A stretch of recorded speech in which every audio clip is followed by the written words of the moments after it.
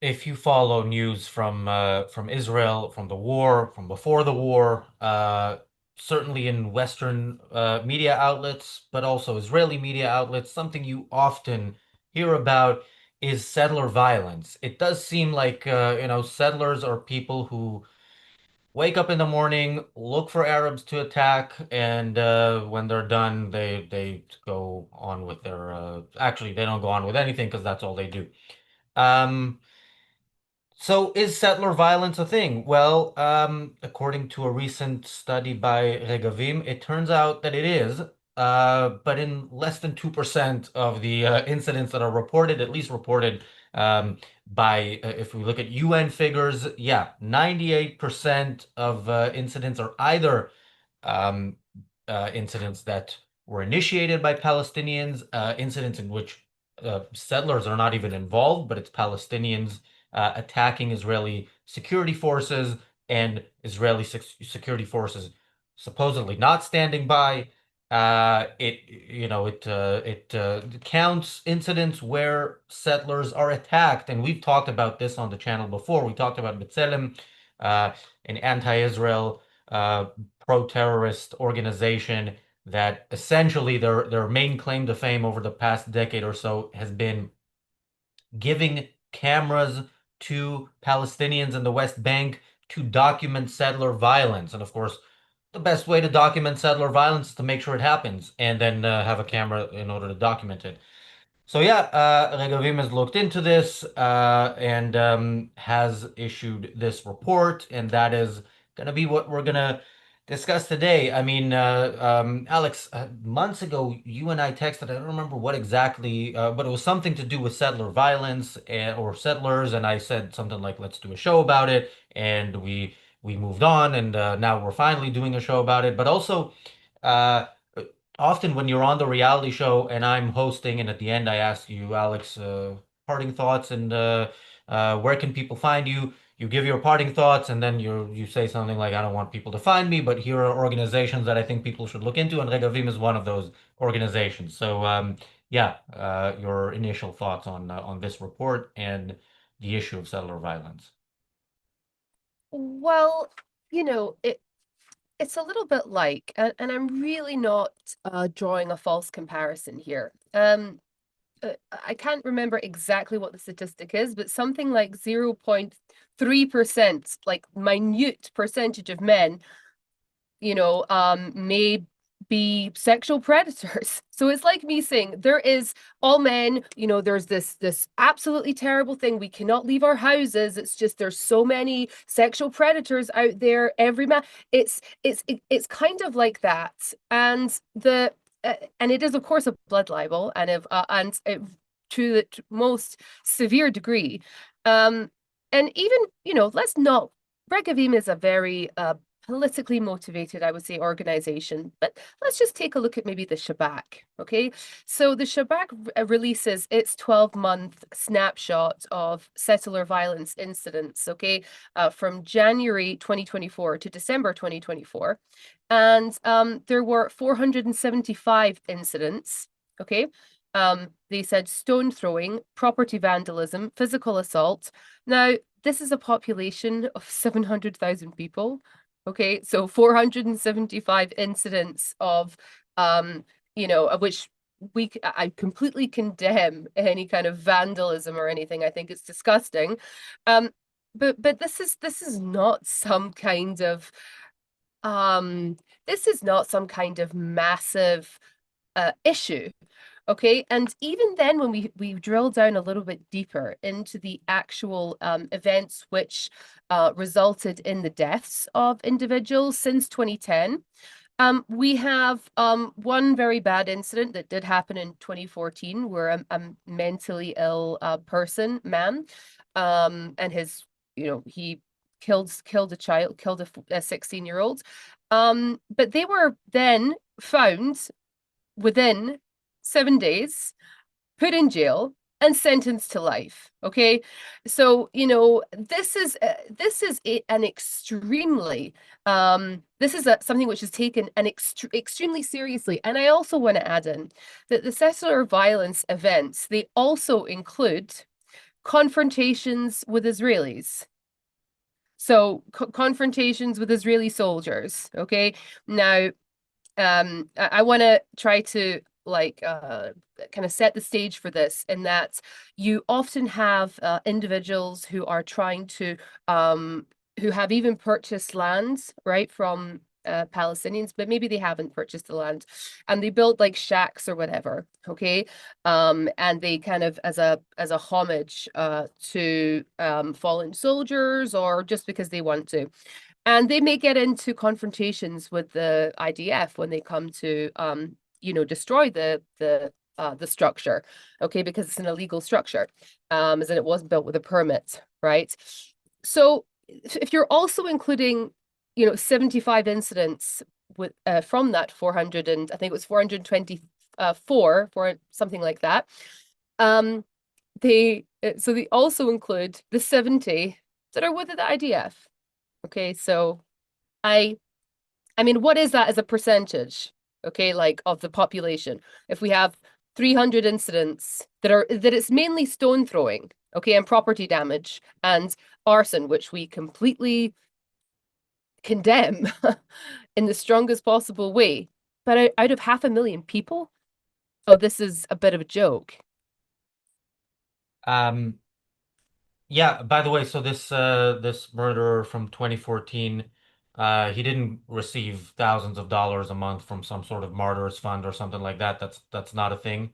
Uh, I also just want to add in to that as well. Not only did they not receive thousands of dollars from a martyrs fund, he wasn't even really a settler. His family was from Harnoff, and but in any event, he rented an apartment. Okay, and so I guess that makes him guess that makes him a settler. But in any event, his family were so shamed, and his wife was so ashamed that she changed her name and basically went into the witness protection program. Okay. Because so that, far from them being proud, they were mortified, they were humiliated, and the whole family basically went into hiding. Yeah, as opposed to the society of victims supposedly in this war, where murderers of children have streets named after them, have people have their own family celebrate in their funeral. Yeah, let's not forget, as much as in any society you can find, pretty much any society you can find good and bad people.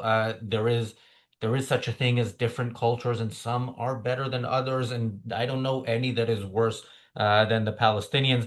It's a good example or analogy with sexual predators, and if some men are sexual predators, then should we watch out for all men? Because I remember a movement about a decade ago that uh, kind of did that in a sense. They took the Harvey Weinstein story of him, raping women throughout. I don't remember the details, so maybe I won't say anything specific that will get me in trouble with his lawyers, but took that. And then there was a whole movement of, oh yeah, I'm a victim too. Some guy once hit on me and I wasn't into him. And the like putting those two together was intentional, and it was an intentional movement against men. Now, this is, in a sense, there's, I think, a similarity.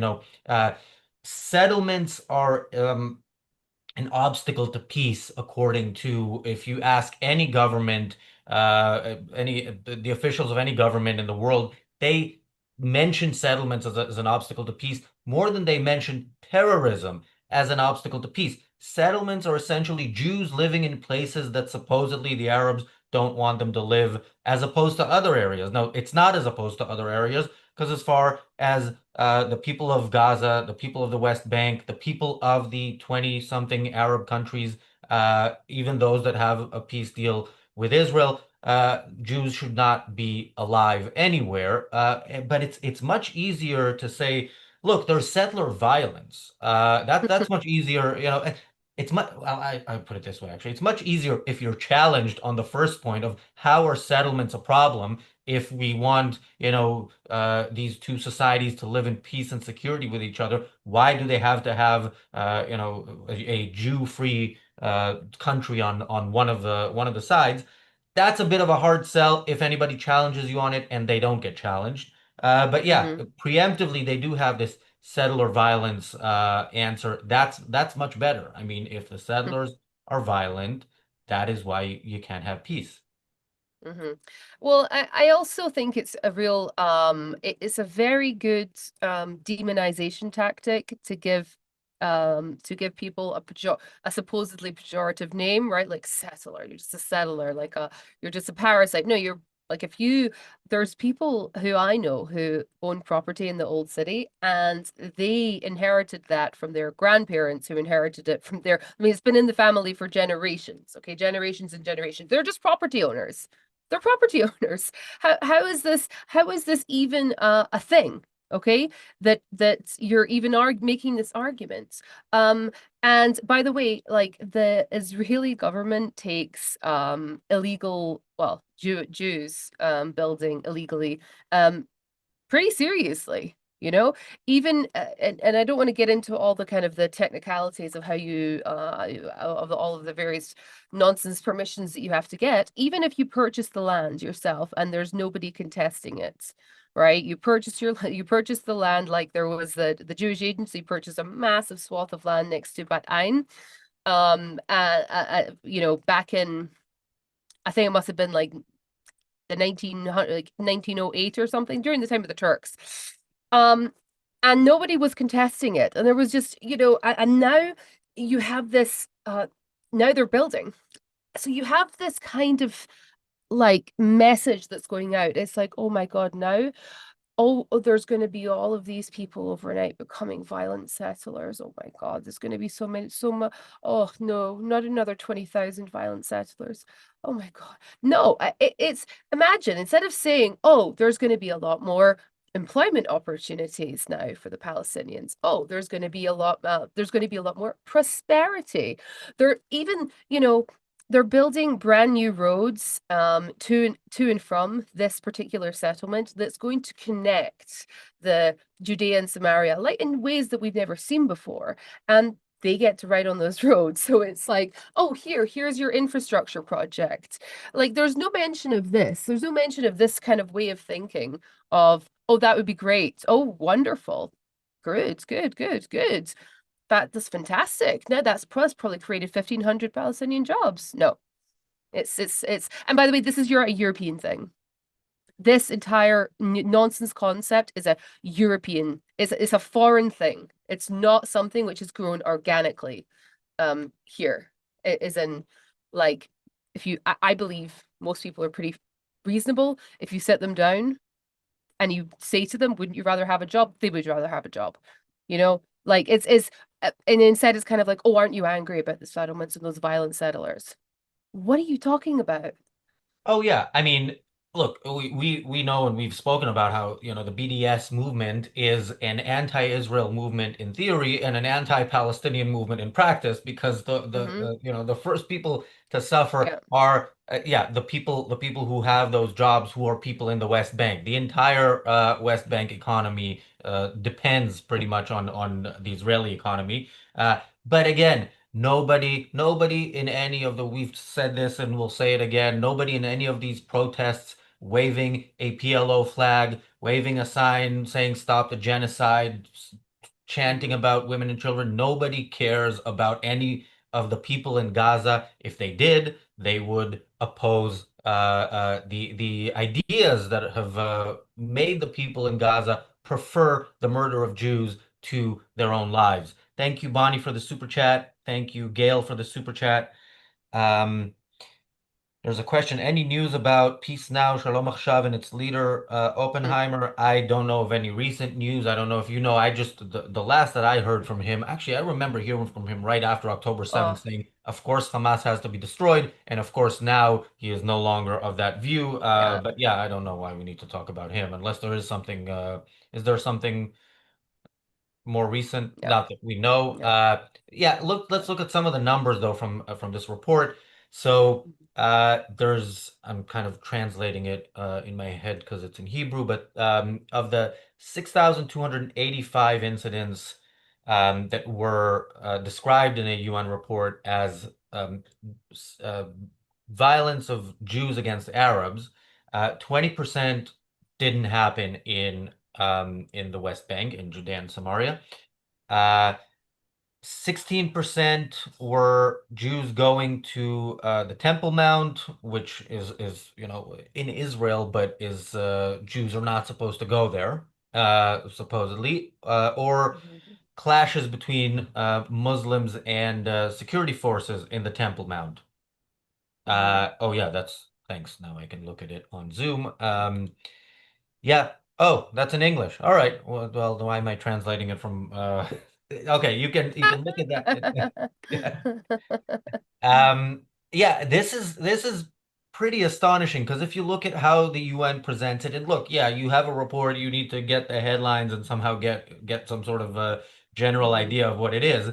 But the general idea of what it is nothing. It actually is very similar to the BBC Verify report we talked about yesterday, which pretended to be one thing and turned out to be a completely different thing. Yeah, the UN wants us in general to think that Jews are violent against Arabs, specifically the Jews whose homes are in violation of some UN resolution. But yeah, they also don't want us to look into the specifics because then we will see Uh-huh. that most of it, it turns out, is complete bullshit. Uh-huh. Yeah, I mean, and how many of these have actually resulted in deaths? Okay, like that would be um it's that's also a very important thing.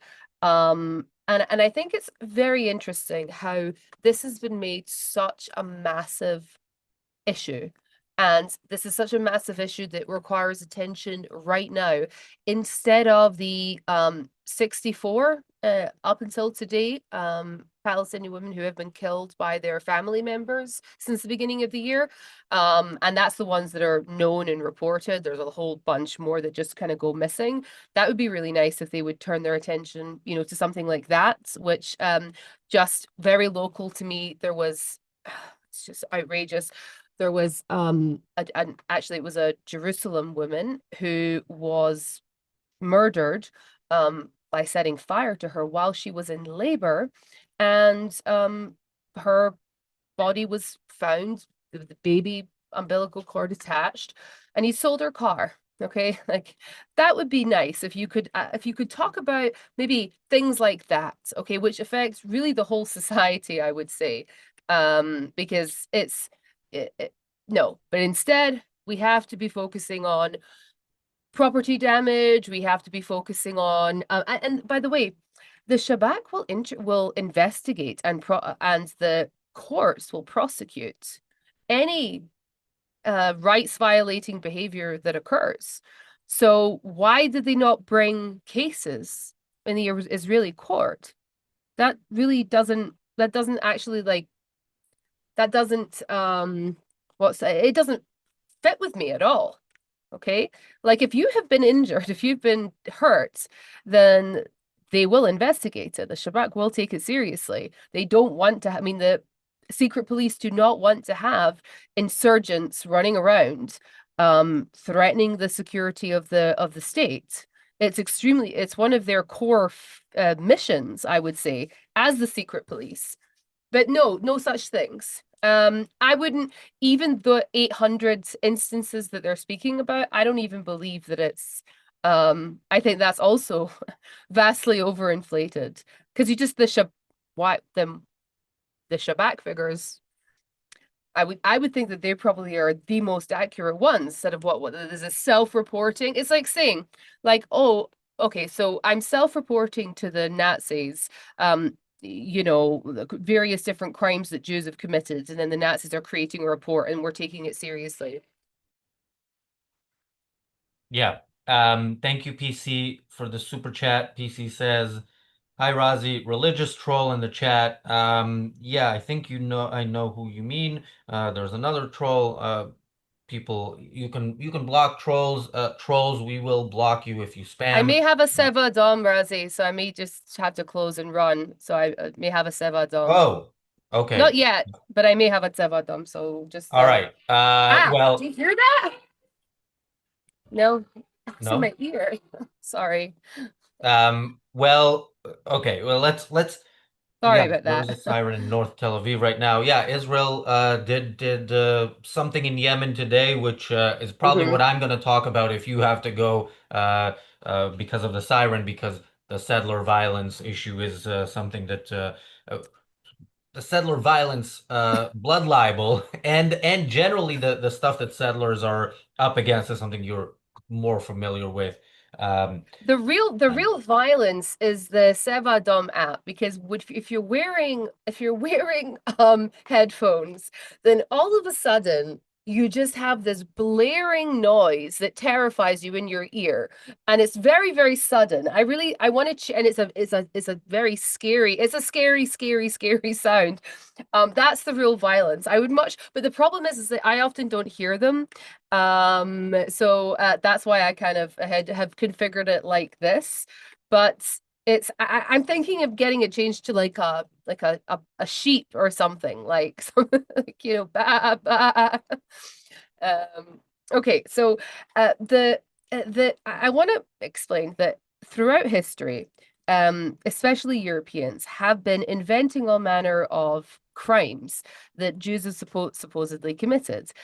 This is not new, right? This is the latest iteration of it. And it's pushed in specific circles. Um, and they hide behind these NGOs that are run by um, basically communists, right? Like Israeli communists. We have them in every society, don't we? I'm sure in the United States and in the UK, you have people who are, very, very small minority who just want to see everything burn. So they will make kind of these very outrageous claims, and for a salary. The problem is like with something like B'Tselem, if there's no settler violence, then you're kind of out of a job. You know what I'm saying? Like you are incentivized. I was actually at one of their protests, B'Tselem's protest, when I was a teenager. Um, uh, a a sequence of events, okay, that's actually not that interesting, but yeah, I saw for myself. This is a actual, I mean, they film stuff that they know is Pallywood.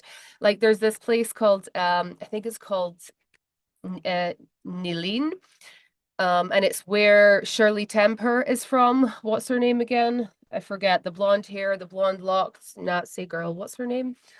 Um uh, I have no idea who you're her, talking about, so I can't help you. okay, doesn't But matter, but yeah. yeah. So they have it, and it's theater. It's basically theater. They have their protest every single Friday. They come, the IDF comes, and it's literal theater. And B'Tselem stands at the side and films it. And they know they could stay at home. There would be no clashes. Yeah. I mean, B'Tselem has, by the way, B'Tselem started the thing with the cameras about a decade ago, but they have always been doing this. And yeah, this is an anti-Israel organization in Israel funded by mostly European governments. Actually, I don't know the mostly part, but funded in part by European governments and the European Union. And yeah, you said something about if there was no settler violence or way to pretend that there's settler violence, they'd be out of a job. No, because as long as Israel has security forces that do at least something to prevent terrorism, even if not fully, then because that's what they were founded for. They were founded to say, look, here's a person who did so and so. And I once looked, it wasn't a B'Tselem report, but uh, one of the similar uh, organizations. I read through a report of them, and there's witnesses saying how they've been tortured. And I'm looking at the report, and I'm thinking, okay, there's nothing about this witness. I mean, other than his maybe their name. I'm not even sure they had their names in print. And then what they say happened to them when they were arrested. And my first question was, what were they arrested for? And the Mhm. answer I got when I asked somebody from that organization is, it doesn't matter. Torture is wrong. Okay, but it matters to me, first of all, if I'm going to believe someone, I want to know, first of all, I disagree with the premise. But it matters to me to know who this person is. Why am I believing them? And to them, to that organization, they believe them because they're Palestinians who said it. And Hmm. that's it. That's the only requirement. So yeah, when you hear all these things that are from the experts, from the UN, from these bodies that, you can't possibly challenge on anything, remember, it came from somebody who agreed to say that Israel did something bad. That is the evidence for Israel doing whatever Israel and Israelis doing whatever they're accused of doing. Thank you, Apollo Zeus, for the super chat. Apollo Zeus says, "Take care," and has two Israeli flags. And thank you, PC, for the super chat with two hearts and one Israeli flag. Alex, parting thoughts. And I'm not going to ask where people can find you, but anyone you want to recommend. Yeah, I mean, for more information that's kind of uh, based on this, I would say take a look at the analytic branch of the ISA, which is the Shabak, and also take a look at Regavim, of course. And even if you go into the UN as well and take a look at the official statistics that they have there, if they name names, actually try to find out what happens, in those specific cases, because you have instances whereby you have this supposedly innocent Palestinian, especially when they say innocent Palestinian child, and you find out, oh, it's a 17-year-old that's a member of like Islamic Jihad. So they will have instances where they will, I don't know, bum rush a security guard, right? Because every settlement has to have a security guard that inspects all of the cars as they're going in. So maybe they might have an incident where they're saying, okay, this guy's scary, and maybe he is, maybe he's armed, and they might shoot his leg. Take a look at all of the named incidents, and see if the purpose, see, how many women there are. That's often a really good indicator. Um, Greta has been in the news and has been the topic of two shows here in recent days and three in the last week or so. But maybe not enough was said about some of the other scum on that boat. That's why we have two shows a day. The reality show today, we will discuss some of those people. Yeah, they are real nasty pieces of work. Greta is the angry face of a bunch of bad movements. How But dare you! some of these people are real ideologues of evil. So yeah, make sure you tune in to that. Thanks, Alex. Thanks, everybody, for watching. We'll see you on the reality show in a couple of minutes. Bye.